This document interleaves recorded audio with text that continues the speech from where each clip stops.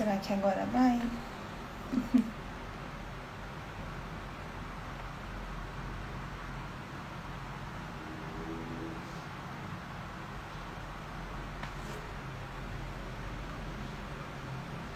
Acho que agora vamos.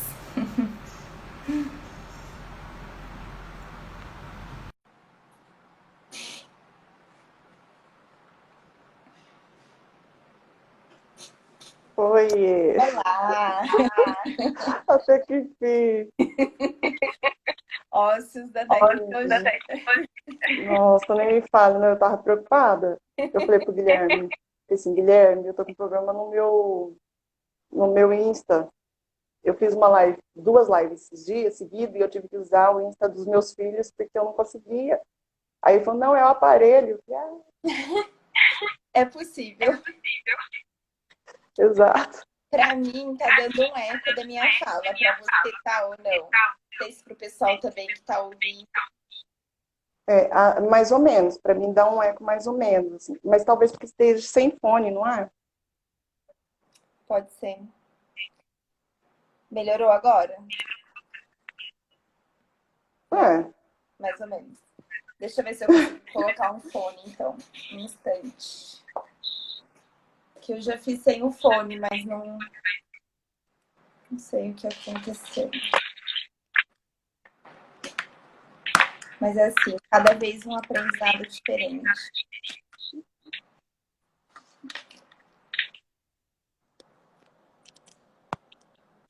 Melhorou? nó, muito. Muito? Sim, Então tá sim. bom. Então vamos lá. Deixa eu colocar isso aqui de suporte. Acho que eu vou ficar assim, depois eu coloco. Boa noite a todos. Sejam bem-vindos à nossa quarta live. Eu me chamo Aline, sou aluna de iniciação científica do Grupo Prosped e hoje terei a honra de mediar a fala da professora doutora Vânia Ramos, que vai falar para a gente sobre o tema Construindo Espaços Dialógicos para a Ressignificação da Prática Docente. Vânia, seja bem-vinda. É um prazer estar aqui com você hoje. Eu vou te apresentar primeiro, e aí depois a gente vai ter em torno de 35 minutos para sua fala. Eu te aviso quando tiver já em torno de 25 minutos, quando faltar aí uns 10 minutos para terminar, eu te dou um toque. A quem está nos assistindo, caso vocês tenham dúvidas, sugestões, podem mandar aqui nos comentários que eu vou anotando. E ao final desses 35 minutos de fala da Vânia, a gente vai abrir para ela responder esses comentários e essas perguntas. Tudo bem? Então, a professora doutora Vânia Ramos é graduada em Psicologia pela PUC Campinas, mestre em Educação pela Unicamp, e este ano ela se tornou doutora em Psicologia, Ciência e Profissão, com bolsa CNPq pela PUC Campinas, sob orientação da professora doutora Vera Lúcia Trevisan de Souza, com a tese intitulada Docência, Sofrimento e Potência de Ação. O drama de ensinar no ensino médio público pelo olhar da psicologia. Vânia, obrigada mais uma vez por ter aceitado o convite e a palavra é sua. Fique à vontade. Obrigada. Obrigada, Aline.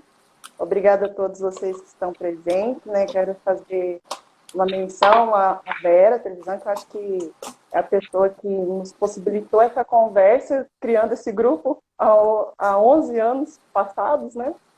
E que nos possibilitou viver momentos únicos e que nos constitui hoje nesse nível de parceria e que nos possibilita essa conversa, esse diálogo.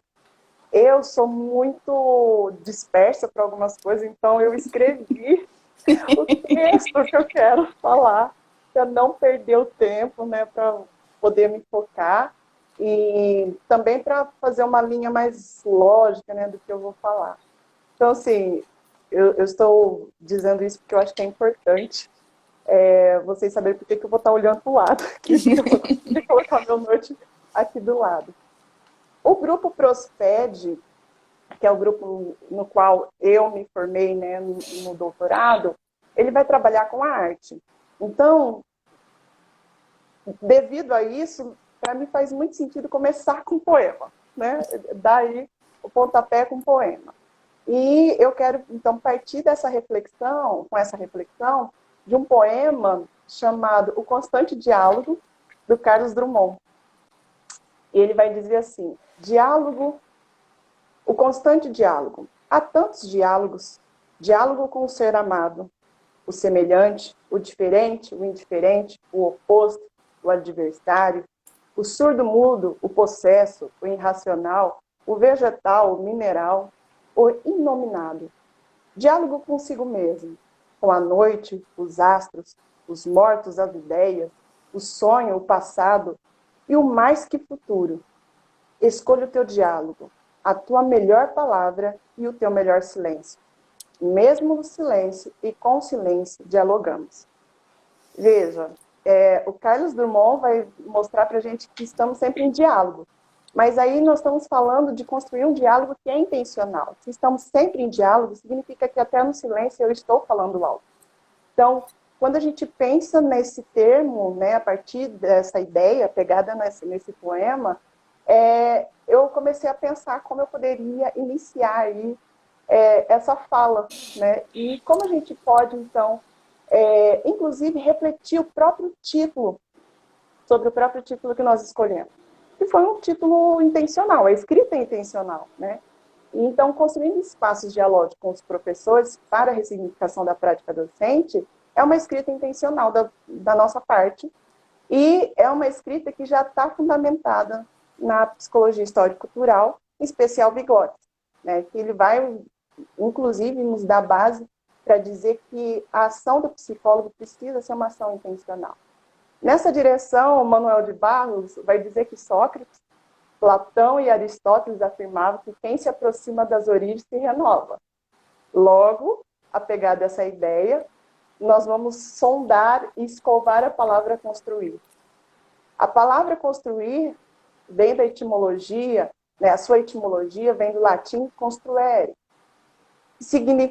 que é a junção de duas palavras, com e struere, ou seja, com é junto, struere é erguer, formar, construir, ou seja, construir é erguer algo junto.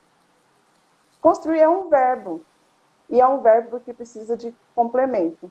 Construir o quê? Construir com quem? E aqui, né, nesse tema que nós usamos, ele está no gerúndio, que também é intencional, significa uma ação contínua. Uma ação intencional e que nunca finda. Logo, construir um espaço é uma ação que o psicólogo precisa entender que é uma posição ética também. Porque é um agir dele intencional e 24 horas por dia ele está fazendo essa construção. Porque essa construção não se dá só na escola, se dá fora da escola. Uma vez que nossa ação ela é mediada, mas é mediatizante, ou seja, a gente bota a pedrinha lá e mesmo quando eu saio, continua esse diálogo em mim e no outro. Nesse sentido, o construir precisa ser o construir intencional, e é construir um espaço. Esse movimento é intencional por parte do psicólogo e já coloca, já denota a própria atitude e a linha que ele segue. É um coser intencional e constante, onde ele entende que o outro também é um espaço particular, assim como ele o é. Logo, essa construção do outro, desse espaço comum, é uma negociação de um espaço particular A e um espaço particular B, que se unem para que criam aí. Então, construir é construir com, e o espaço é entender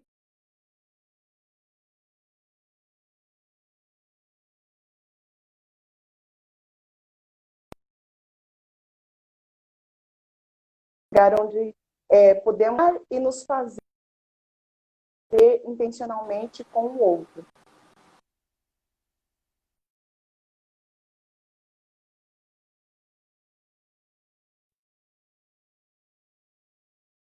Para mim não travou. Line? Oi, tá me vendo?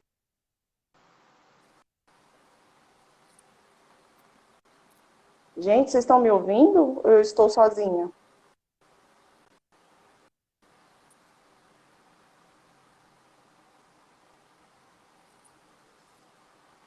Voltou? Oi?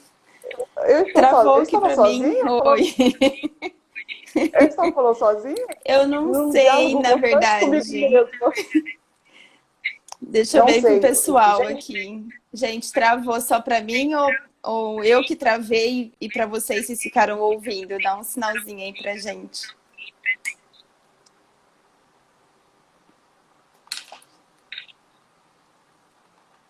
Tá travado?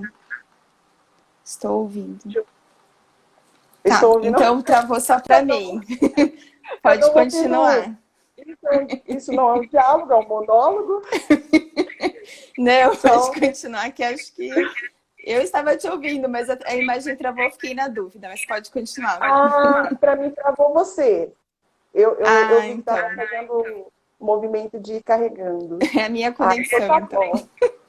Olha, gente, isso é um modelo real, concreto do que acontece na vida, né? Quando a gente às vezes começa a estabelecer diálogo e travamos. E aí você precisa para retomar esse É diálogo. isso. Então, como nós somos, cada um é um espaço, né, formado, particular, esse espaço precisa ser construído, né, esse diálogo que o psicólogo constrói com o professor, ele é nada mais do que uma negociação entre quem eu sou, quem você é e objetivos comuns, né? Metas comuns. Então, é importante o psicólogo saber disso, porque isso faz mais atento nesse processo de tessitura, nesse processo de construção. Vou trazer o Guimarães Rosa, que vai dizer que todos nós sofremos de viciação de origem, né? Os nossos olhos padecem de viciação de origem. E ele vai dizer assim, o tempo é mágico de todas as traições. E os próprios olhos de cada um de nós padece de viciação de origem. Defeitos com que cresceram e as que se afizeram. Mas, mais e mais, por começo, a criancinha vê os objetos invertidos. Daí seu desajeitado tatear. Só que, a pouco e pouco, é que consegue retificar sobre a postura dos volumes externos uma precária visão. Subsistem, porém, outras peixas, e mais graves.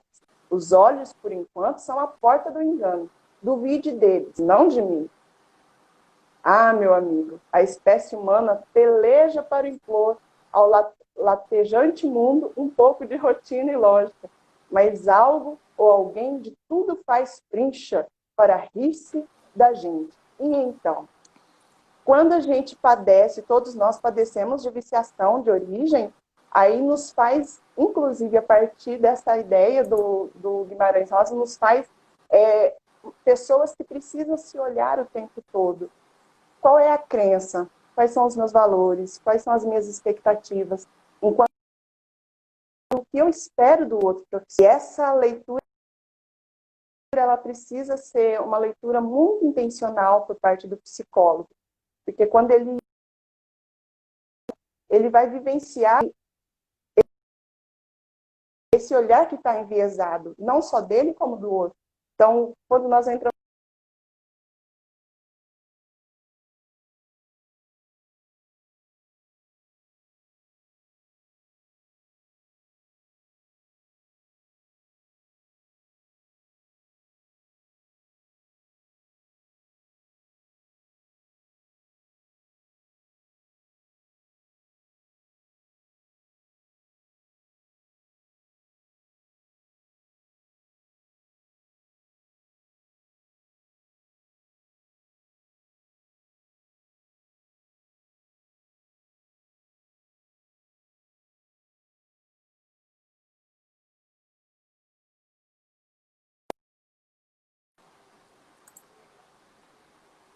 travou eu ou travou a Aline?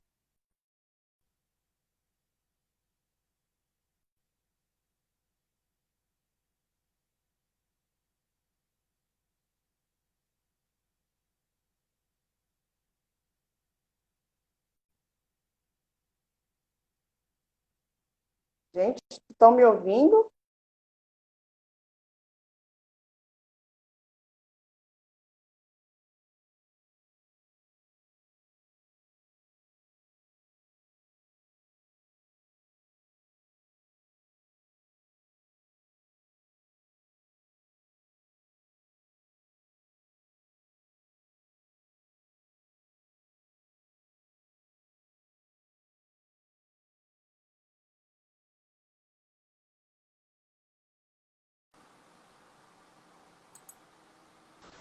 Eita, estamos travados.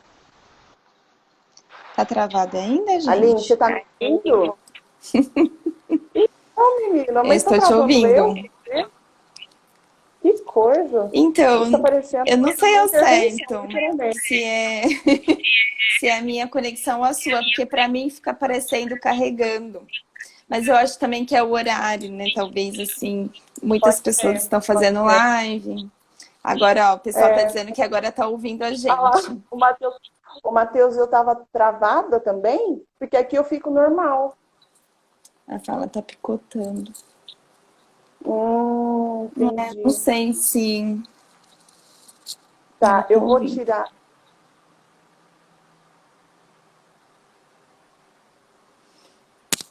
Talvez seja Tá, só a imagem, é, né? enfim. A gente se arruma tanto para travar a imagem. Nós Adorei. estamos É falando. isso mesmo. É, agora Agora estão me tá ouvindo, pelo ótimo, menos minha bom. Estão voz? dizendo que tá ótimo agora. Amém. Ok. Nós estamos falando dessa construção desse espaço, onde o espaço não é um espaço apenas físico, não é um espaço apenas de local, no sentido com momento, mas é um espaço outro, né? Então, cada um carrega consigo várias expectativas, crenças, valores, e em relação à sua profissão, em relação ao outro profissional. E aí o Guimarães Rosa vai dizer, então, que todos nós, independente de que profissão, independente de quem somos, carregamos viciações de origem, né? Um olhar carregado já dessas crenças, desses valores. Então, quando eu adentro na escola, eu preciso ter claro isso. Porque quando eu vou para a escola como psicóloga, eu tenho uma ideia do que é o professor, o que é que ele tem que fazer, como ele tem que fazer. Eu tenho uma ideia.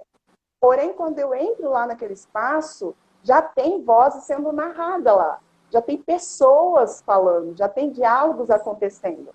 Então, esses diálogos, eles precisam ser olhados, observados pelo psicólogo, e então ele passa a tecer intencionalmente um espaço onde acontece esse movimento dialógico. E por que dialógico? Porque não é um simples diálogo. A gente começou falando do Carlos Drummond, né? Ele vai dizer que tudo é diálogo. E nós não fazemos um simples diálogo.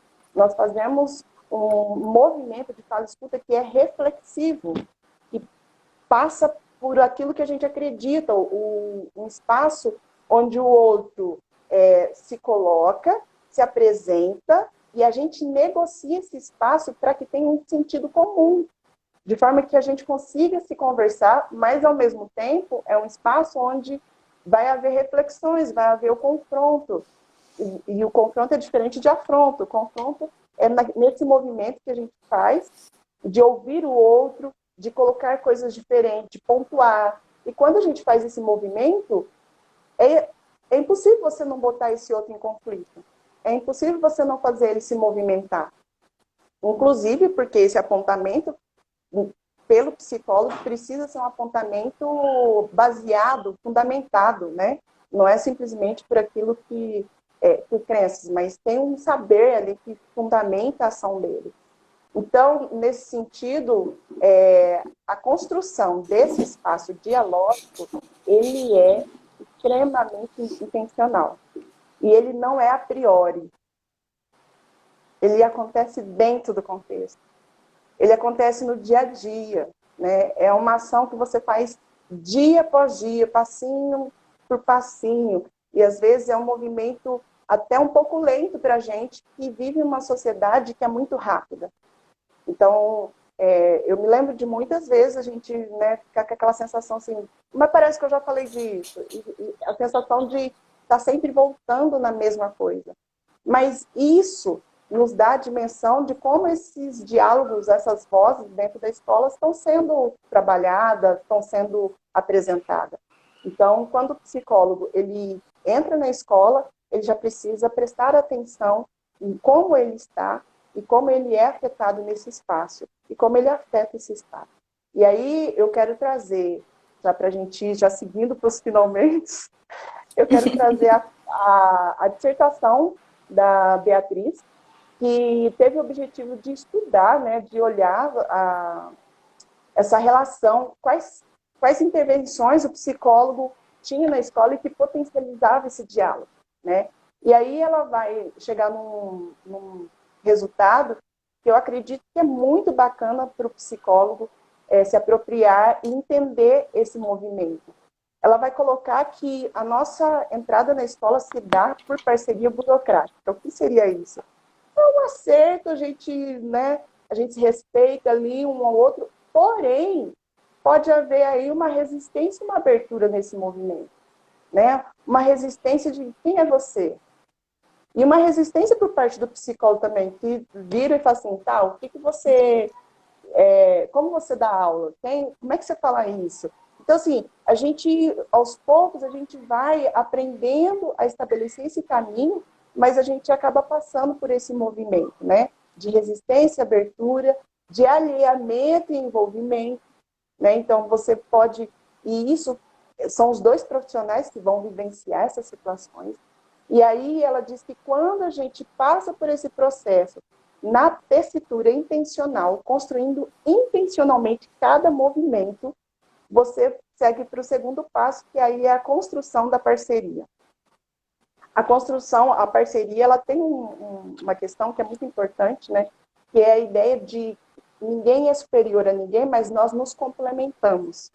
Então, meu saber complementa a atuação e a atuação me ajuda a olhar e pensar movimentos como psicólogo escolar. E nesse sentido, ela vai dizer que a construção intencional da parceria, ou seja, a construção intencional desse espaço dialógico, ele vai passar por tensionamentos, né? Esse outro que me acolhe, esse outro que me ameaça. Então, o que é que nós vamos falar aqui nesse espaço? Por que será que nós vamos falar disso? Vamos falar da minha prática? E aí tem o outro, né? O psicólogo pode ser visto como aquele que está questionando a prática e o professor pode ser aquele que ameaça, entre aspas, o psicólogo questionando o trabalho dele também, né? Então, a gente vai vivenciando no momento que a gente está construindo. E isso faz parte, são os conflitos que se estabelecem na relação.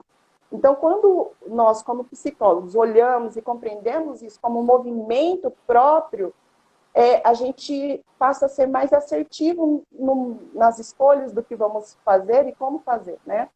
E aí, no segunda etapa que ela vai colocar dessa parceria em construção, ela vai dizer, então, que a gente vivencia uma outra coisa que é a desconstrução e reconstrução de representações. Então, lembra da ideia do outro como espaço, né? Ele vai abrindo mão de algumas coisas para reconstruir a ideia de quem é o psicólogo escolar, e o psicólogo escolar também vai abrindo mão de algumas coisas para reconstruir a ideia de quem é esse parceiro que ele está dialogando. E aí sim nós construímos um espaço comum. Agora, é claro que isso, né, não se faz de uma hora para outra, e nós usamos a arte para fazer esse movimento. E principalmente porque a arte ela carrega um signo comum que nos possibilita afetar o outro e ser afetado também, e também nos possibilita dar concretude para aquilo que ele está falando, pensando, sentindo, e aí a gente pode estabelecer um diálogo comum. E eu quero trazer um exemplo, né, de como a gente faz isso. Porque não é usar a arte pela arte, mas é o processo de mediação que vai fazer a diferença, né? Porque, inclusive, às vezes a gente faz assim, vai em alguns lugares e as pessoas usam lá, botam um quadro, eu fico até tocada, mas não tem uma mediação. Então, a nossa diferenciação está na escolha intencional dessa arte como materialidade para fazer esse diálogo, mas também a mediação que nós fazemos nesse movimento, né, nesse contexto. E aí eu me lembro de uma situação que eu estava em sala de aula, ó, já quero estar em sala de aula já, eu estava com os professores e que tinha um discurso muito recorrente. Isso daqui é um inferno, isso daqui é difícil, não tem o que fazer. E quando você olha de fora, parece ser uma coisa assim, meu Deus, parece que não movimenta, esse negócio não vai. Só que, quando você olha, o que é essa voz? O que ele está tentando te dizer? Nem sempre a gente consegue acessar a essência daquela fala. E eu me lembro, por orientação da Vera, ela me apresentou o Inferno de Dante, né? Da Divina Comédia. E ela falou, Vânia, vamos fazer o seguinte, vamos levar o Inferno de Dante para conversar com os professores, vamos tentar entender o que é isso. E eu me lembro a escultura que é o Dante, feito pelo Rodin, que é um pensador famosérrimo, né? A escultura é famosa, a gente sempre vê um cara parado de bronze.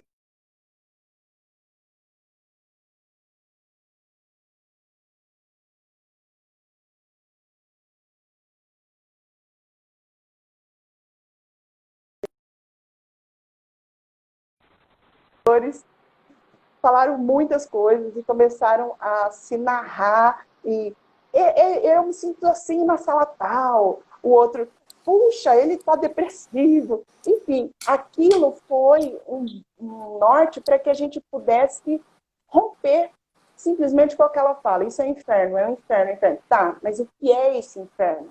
O que compõe esse inferno que você está falando? Porque inferno, cada um vai ter um significado para ele.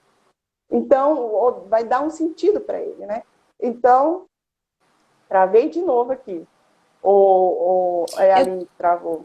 Eu tô bem aqui. Eu tô te ouvindo. Eu tô te ouvindo. Talvez seja transmissão então, agora para as pessoas. De vez em quando dá uma travadinha a sua fala e eu fico aqui plena, porque falei, se eu travar, travo sorrindo. Mas pode continuar. A gente mantém a pose. Mantém a pose, é isso. Então, quando eu levei essa materialidade, os professores começaram a se narrar, e aí entra a dimensão, a importância do psicólogo ter claro a postura ética dele, a postura teórica, no que ele está balizado, porque aí o movimento de mediação vai fazer muito a partir disso, né? Como ele entende o humano, como ele entende esse diálogo. E eu me lembro de ter colocado para eles esse primeiro, e logo em seguida puxar, então, alguns cantos do Inferno de Dante, onde ele narra que ele adentrou uma selva escura e que ele não sabe por que ele está lá. E eu me lembro de quando eu falei isso para os professores, li, né? Falei, olha, deixa eu apresentar uma outra coisa aqui para vocês. E comecei a ler trechos do Inferno de Dante. E quando os professores começaram a ouvir, a fala foi, exato, quando foi que eu vim parar nesse lugar? Quando foi que eu comecei a sofrer e não percebi? Então, nós tivemos deslocamentos, assim, aparentemente mínimo, mas aí a gente já começou um diálogo intencional, um diálogo mais reflexivo. Não era só agora, tudo tá difícil, mas tá, como é que eu vim parar aqui? Que espaço é esse? E aos poucos a gente foi utilizando o Inferno de Dante, utilizando a literatura junto com a música. Então, quando o psicólogo ele vai trabalhar essa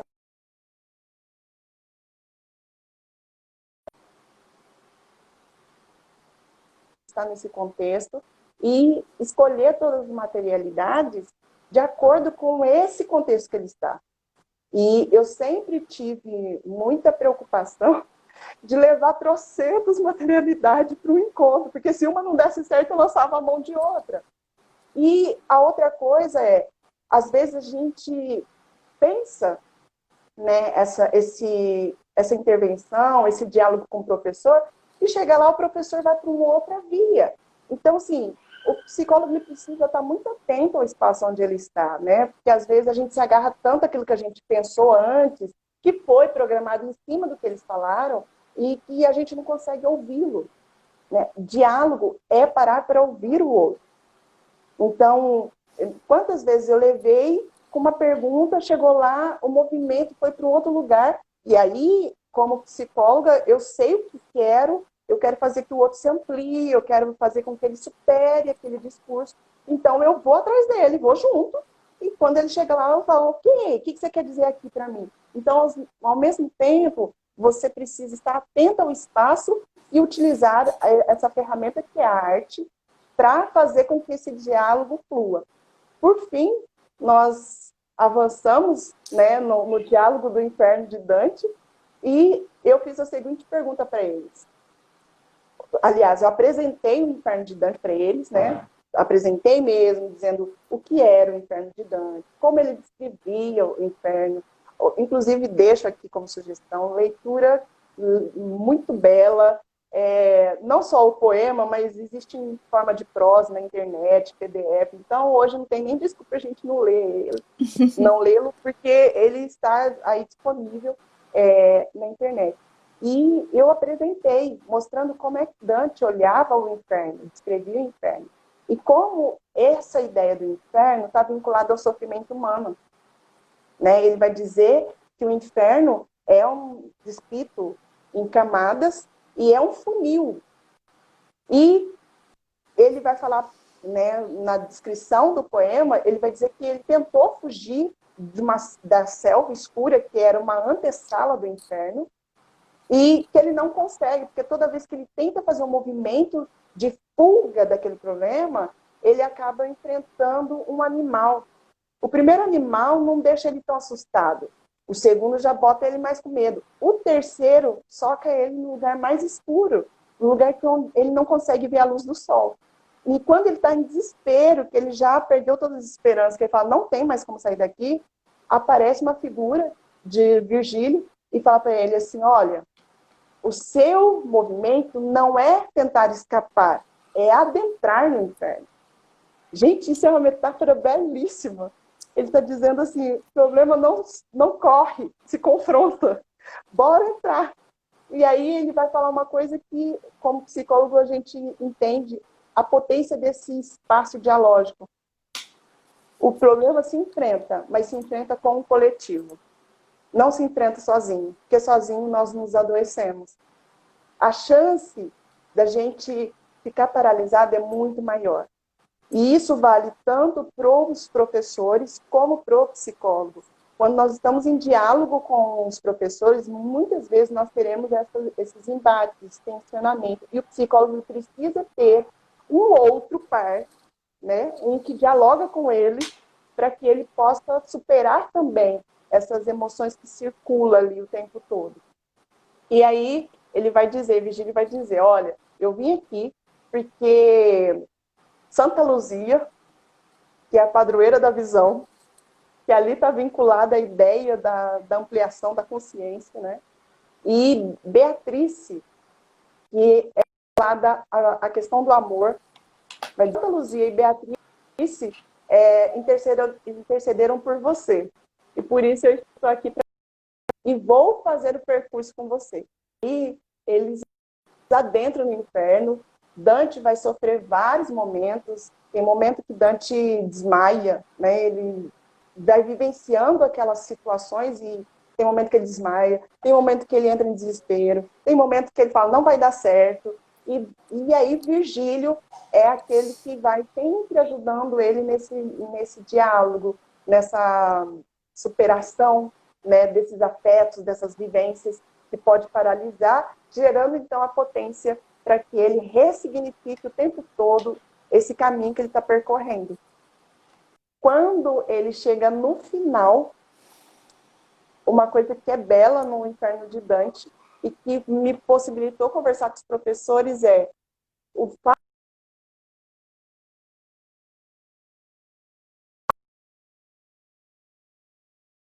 de você adentra.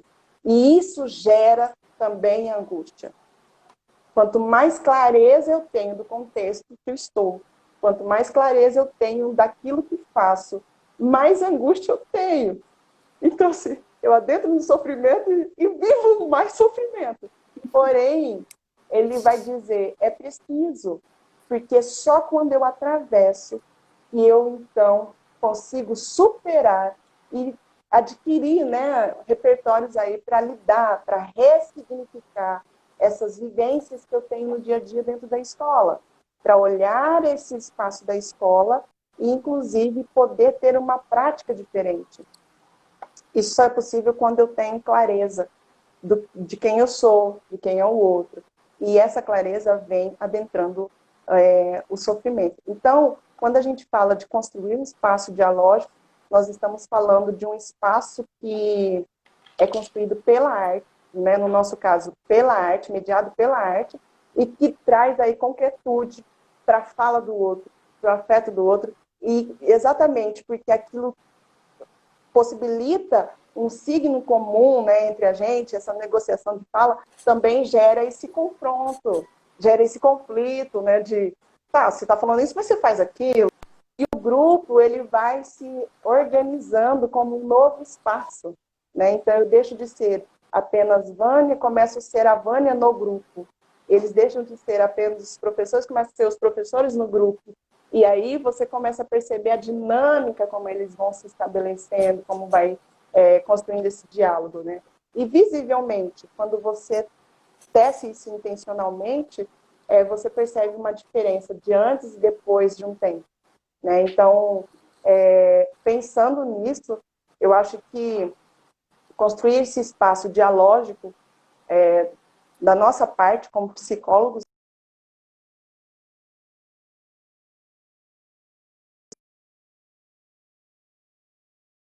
como profissionais, como é que a gente olha para o outro, como é que a gente significa o outro, né? E, ao mesmo tempo, a abertura para se despir de algumas coisas, de algumas crenças que a gente já tem aí carregado. E quando a gente entra na escola, a gente precisa se despir para ouvir o outro de forma clara e não partir apenas daquilo que aparenta ser. É adentrar, literalmente adentrar. E o profissional, quando ele adentra, ele pode começar com uma parceria burocrática, mas quando ele adentra, ele para de ser aquele que é o de fora, ele começa a ser o de dentro também. Isso significa que traz para a gente um peso, uma responsabilidade, né? Então, é o envolver que eu me responsabilizo, eu tomo para mim também como parte de mim. Eu não aceito simplesmente passar por aquele espaço, mas eu busco constantemente mudanças e transformação daquele espaço. Não porque sou mais, mas porque aquilo me complementa como profissional e complementa o outro. E aquilo também nos potencializa como coletivo. Potencializando como coletivo, a gente se faz melhor, a gente se tece melhor. Nos tecendo melhor, a gente consegue significar as rotinas, as práticas, as práticas docentes, e inclusive de várias ações de acordo com a sala. E aqui eu quero finalizar. Uma coisa que ficou muito claro para mim foi esse movimento de grupo para grupo. No doutorado, eu trabalhei com vários grupos de professores, né? E tinha um grupo que a discussão ia para o lado A.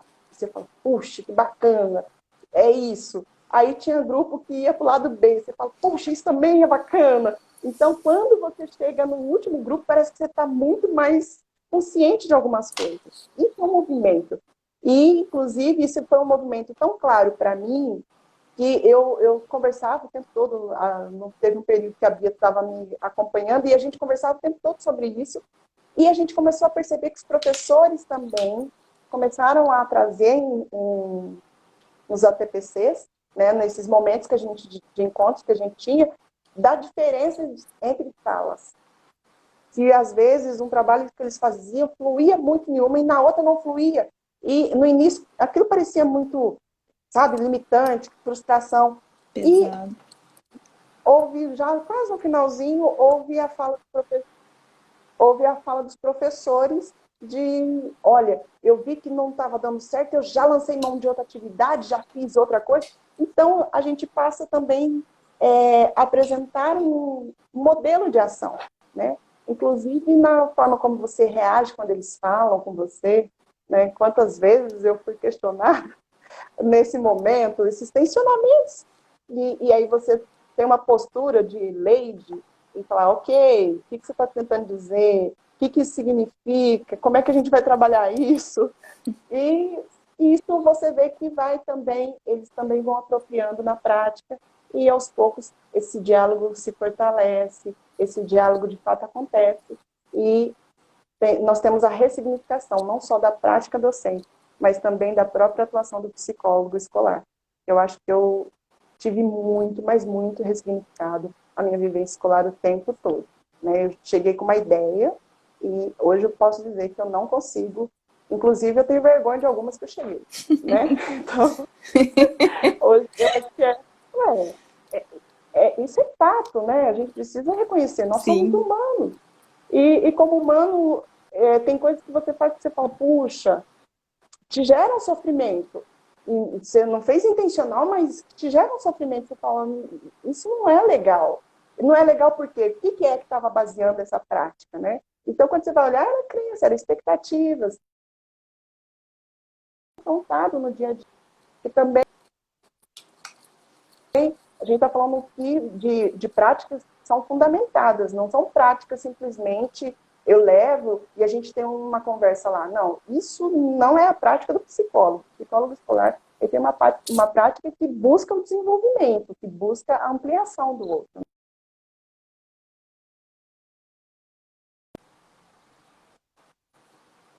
E aí, finalizo dizendo o que Beatriz diz, né, na dissertação dela. O nosso objetivo é a prática crítica, não, a parceria crítica, que é a parceria onde nós estamos e podemos ser tão aberto com o outro ao ponto de nos ouvirmos e ambos superarem e ambos crescerem e modificar esse espaço que é a educação, né? E, gente, eu sei que eu já tá batendo um sinal, mas tem que terminar com o poema, senão não sou eu, né? nós temos E um aí, tempinho ainda. Eu não te interrompi porque eu vi que você estava caminhando. Temos não, tempinho. não, eu prometo, falar esse poema, aí eu termino. Bom, Tudo esse bem. poema abriu a minha tese.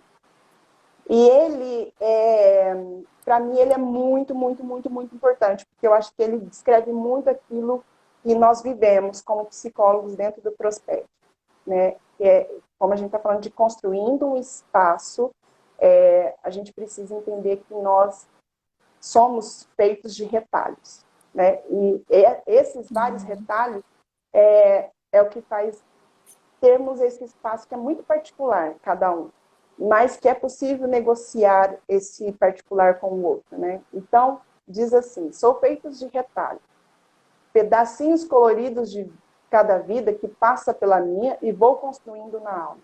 Nem sempre bonitos, nem sempre felizes, mas me acrescentam e me fazem ser quem eu sou. Em cada encontro, em cada contato, vou ficando maior. Em cada retalho, uma vida, uma lição, um carinho, uma saudade. Que me tornam mais pessoa, mais humana, mais completa. Penso que é assim mesmo que a vida se faz. De pedaços de outras gentes que vão se tornando parte da gente também.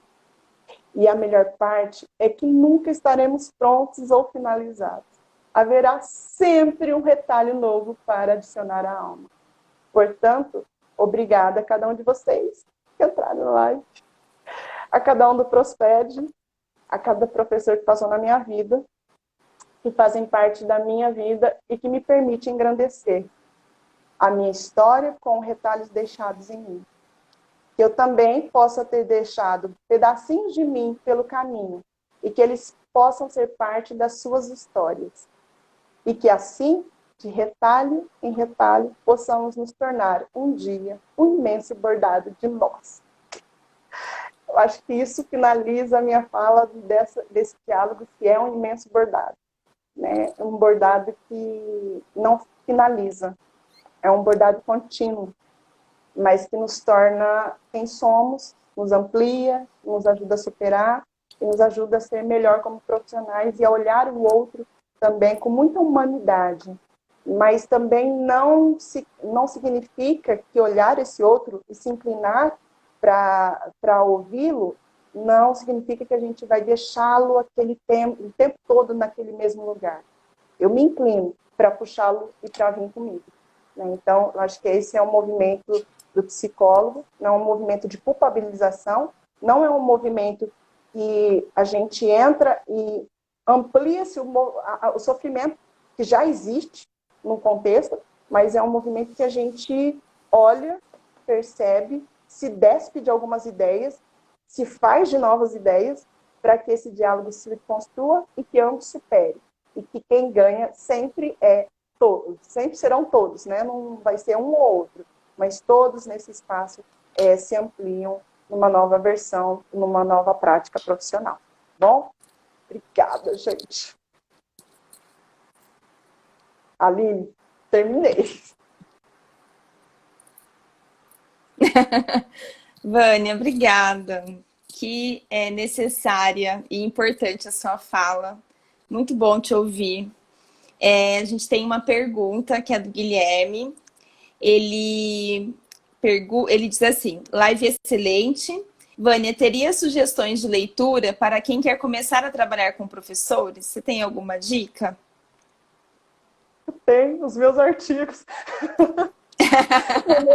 Perfeito. Não, olha, o grupo de pesquisa da Vera, eu acho que os livros de GTs, né, nós temos, tá? Fica aqui a dica. Se você entrar no Insta do Prosped, você vai ver que tem vários posts sobre trabalhos que o grupo faz.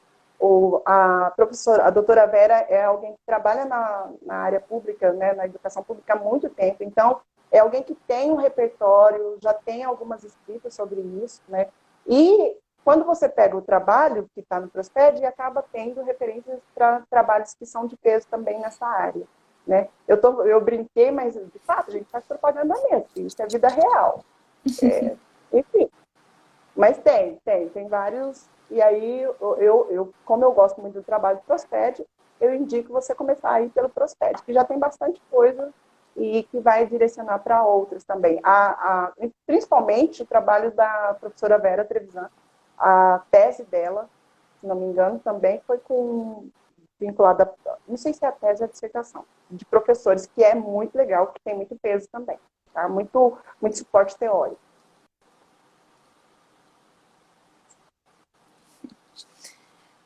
Vânia, muito obrigada. A Vânia deu, né, a indicação, então nós também sugerimos o site do Prosped, é prosped.com.br. Guilherme colocou aqui nos comentários. A gente tem lá tanto as publicações, as produções do grupo, tem links de acesso desses livros que a Vânia comentou.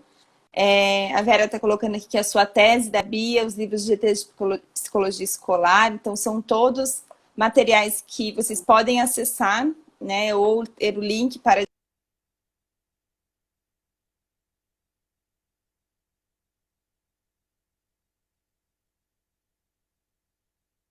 incentive a ciência, né, que estamos na luta por uma psicologia escolar crítica, presente nos espaços da escola pública, e a gente segue junto. Obrigada, Vânia, muito obrigada mesmo, foi muito bom poder te ouvir, e você é um retalho muito bonito no nosso grupo. Muito obrigada. Eu que agradeço todos, e é sempre um prazer falar daquilo que você ama, né? Então, assim, eu particularmente amo a área escolar, sofri muito com o meu doutorado, mas não é um sofrimento que me angustia hoje, é um sofrimento muito bem-vindo, né? Eu acho que é viver literalmente o inferno de Dante e sair dele e dizer, é possível movimentar, sim, no sofrimento. Então, assim, eu acho que tem coisas que a gente vive na pele, inclusive nos fortalece para olhar e dizer, tem sentido, era isso mesmo, né? Então, é uma gratidão poder falar disso. Por isso que eu fico empolgada e tenho que escrever o roteiro, senão eu falo aqui 20 horas, né?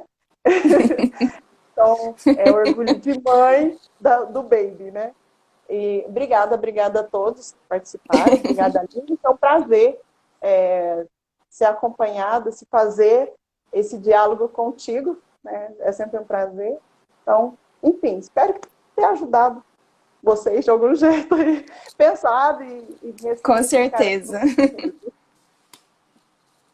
Com certeza. Obrigada, Vânia. Até a próxima. Até a próxima. Beijo, tchau. Beijo, tchau.